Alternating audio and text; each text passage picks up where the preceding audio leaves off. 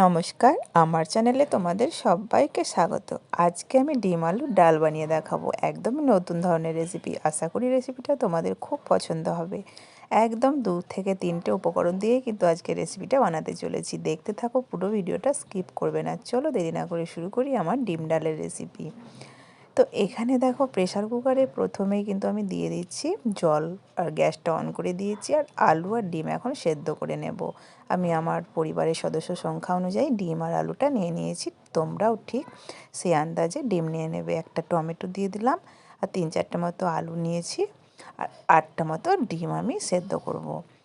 তো এখন আমি কুকারের মধ্যে দিয়ে মুখ লাগিয়ে 2টো সিটি দেব। তাহলে কিন্তু আলু যেহেতু গোটা গোটা আছে, ডিমে একটা সিটিতেই হয়ে যেত। তাই আলু সেদ্ধর কারণে 2টো সিটি দিয়ে মুখটা ঠান্ডা করে নামিয়ে নেব। তাহলে খুব ভালো মতো সেদ্ধ হয়ে যাবে। মুখটা লাগিয়ে দিলাম। এবার অপেক্ষা শুধু 2টো সিটির। তো যাই হোক, প্রেসার কুকার আমি নামিয়ে ঠান্ডা করে নিয়েছি।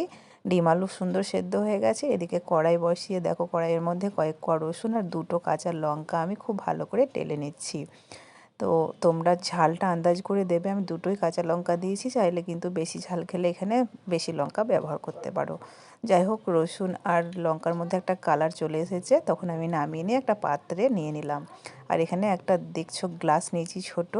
গ্লাসের পেছনটা দিয়ে রসুন আর লঙ্কাটাকে খুব ভালো করে একদম কচলে নিলাম, যেন থেঁতোর মতো হয়ে যায়। মানে ম্যাশ করা, যাকে বলে, থেঁতো বলাও ভুল, ম্যাশ করে নিলাম। তো যাই হোক, এবার আলুগুলো ঠান্ডা করে নিয়ে নিলাম ওই পাত্রের মধ্যে। আলুগুলো সেমভাবে কিন্তু ম্যাশ করে নেব। তোমাদের কাছে যদি ম্যাশার থাকে তাহলে তোমরা সেটা দিয়েও করতে পারো। আমার হাতের কাছে নেই, তাই আমি গ্লাস ব্যবহার করে ম্যাশটা করে নিচ্ছি, যাতে খুব ভালো মতো ম্যাশটা হয়ে যায়। তো দেখো, সুন্দর করে প্রত্যেকটা আলু ম্যাশ করে নিয়েছি। এবার আলুটা গ্লাসের মধ্যে থেকে ছাড়িয়ে নিয়ে আমি দেখো জল দিয়ে দিলাম বেশ খানিকটা। যেহেতু এটা ডিম আলুর ডাল হবে, তাই জলটা একটু বেশি পরিমাণে দিলাম। মানে পাতলা পাতলাই থাকবে, ঘন থাকবে না। এবার চামচ দিয়ে খুব ভালো করে গুলে নিলাম আলুটাকে। তো এইটা আলুর ঝোলটা রেডি। চলো এবার ফোড়ন দেওয়ার পালা। গ্যাস অন করে কড়াই বসিয়ে দিয়েছি। কড়াই দিয়ে দিলাম সর্ষের তেল। সর্ষের তেলই ফোড়নটা দেবো। অল্প একটু হলুদ দিয়ে তেলটা খুব ভালো করে গরম করে নিয়েছি। তো প্রথমে যেটা করব, ডিমটা ভেজে নেব।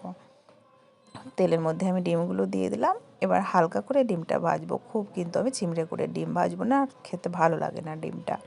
বেশ বেশি লাল করে দেখবে, ডিম ভাজলে ডিম কেমন চিমড়ে চিমড়ে যায়, ভালো লাগে না। তো যাই হোক, ডিমটা হালকা করে ভেজে নিয়েছি। এখন কিন্তু আমি ডিমগুলো উঠিয়ে নিচ্ছি। তোমরা চাইলে বেশি ভাজতে পারো, তবে আমি কিন্তু উঠিয়ে নিলাম।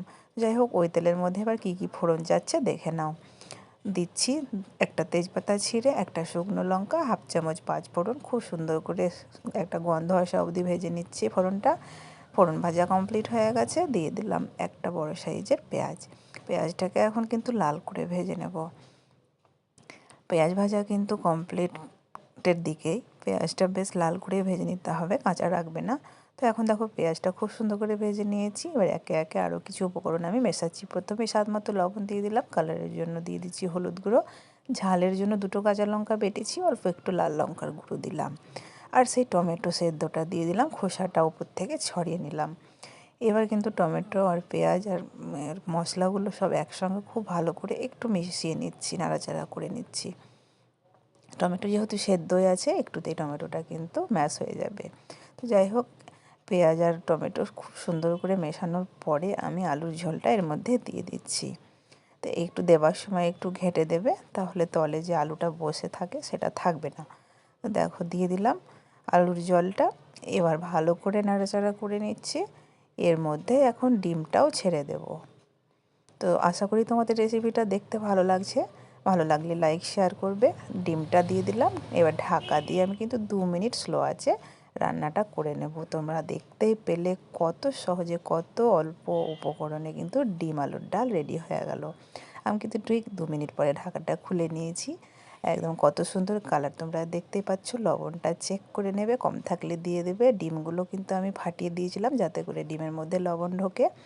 তোমরা এখন ধনেপাতা, গরম মশলা এগুলো ব্যবহার করতে পারো। আমি কিচ্ছু দিচ্ছি না, সিম্পল একদম রান্না করলাম। খেতে দুর্দান্ত লাগে। এখন কিন্তু গ্যাস অফ করে নামিয়ে নিয়েছি। দেখতেই পাচ্ছ কালার ধীরে ধীরে কত চেঞ্জ হয়েছে। খেতেও কিন্তু ততটাই টেস্টি। ভালো লাগলে লাইক শেয়ার করো। চ্যানেলে নতুন হয়ে থাকলে সাবস্ক্রাইব করো। আজকে এই পর্যন্তই, ভালো থেকো।